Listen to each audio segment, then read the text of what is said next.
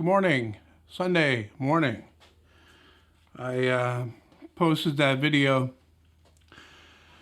on my main channel about taking the chair apart. I originally made that to go on this channel, but then editing it, I said this is a little bit too good to put on the scrap bin channel. Still haven't decided what I'm going to do with the mechanism, whether it's going to be a chair or something else. Like, the thing I'm concerned about with that is that, okay, the original mechanism that thing is based on, like way back, the first reclining chair of that type design, not motorized, but mechanical, was probably very well designed and robust. You know, all the parts were big enough to withstand all the stuff that's going on there. But this thing, you know, the evolution of it over the years, they've really stripped down how much, like how thick the metal is and how big the pieces are, to the point where it's just big enough to work for a certain amount of time. So, like, if I put, you know, a week's work into building a chair around this, and then, you know, two weeks later, the thing gives out. That's what I'm concerned about, you know. It's the old car analogy, all right? You got an old car. The best thing to do is just keep it maintained. You know, just keep the bare minimum fixes done with it. If you take it out and give it a new paint job, the next day you're going to crash it, or it's going to stall out on the road somewhere and never start again. So, I don't know. I'm kind of undecided. I think it would be a cool project to turn it into a chair, like a wooden chair with cushions, but then again, how many people watch that? Probably not worth it. That's the way I got to look at things these days. Is it going to be worth it? All right, so I'm back on the clamps again today. Well, I was back on the clamps again yesterday afternoon. You know, I've had, I don't know, maybe 4 or 5 comments in that video already this morning about, okay, it looks like I'm drunk in the video. I'm not drunk in the video. I didn't even have, okay, I filmed that at like 9:30 in the morning. I don't drink at 9:30 in the morning. I don't drink that much anyway. I don't drink, basically, period. And the last time I got half drunk was many years ago. So the guy says, I don't know, a 10, 12-year-old has to be thinking that way and make a statement like that. You're more entertaining when you're half drunk. Well, how would you know? You haven't seen me half drunk. Anyway, so not half drunk. I'm not half drunk now either. All right? It might seem like I am. I'm not.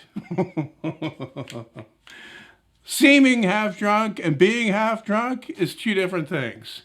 Even got one guy leave a comment there that alcohol and power tools don't mix. You know what mixes? The YouTube comment section and idiots. Okay? People that make stupid assumptions. Not half drunk. Haven't been in many, many years. And certainly never would be at 9:30 in the morning. Anyway, so back on the clamp yesterday, and I got that much done. I was working on the wedge when I quit yesterday evening, and I'm going to get that finished up today, and then I'm going to give all the parts on all 4 a couple of coats of water-based polyurethane, and then tomorrow I can film the sequence that will show these in action, like clamping something up, and that'll lead off the build video. I've already tested this. This works really nice, okay?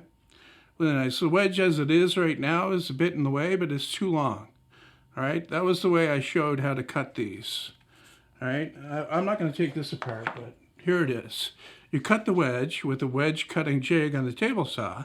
You glue on the sandpaper, and then afterwards you size it to the shape that this one is right here, okay?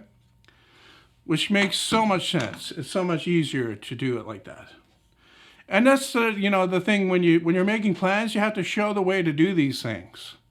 Otherwise, people won't know how to do these things. Yes, I know some people will know how to do these things. I'm exaggerating. I'm kidding around. Okay? Oh, the other thing about that video, I was swearing in it, apparently. I was saying the bad words. And the guy had a 3-year-old kid in the same room when I said shit. Come on, man. Okay, you know what? I'm not even gonna go there. Focus. Get the fuck out of the way. Let's talk about something important. Put that coffee down. Seriously though, this is important. This is about bandsaws and resharpening bandsaws with the old Dremel tool here. While I was cutting those triangular pieces of spalted maple, I was cutting them on end. Hang on, I'll get a prop so I'll demonstrate better. There goes Focus again, falling over. And he hasn't had anything to drink this morning either.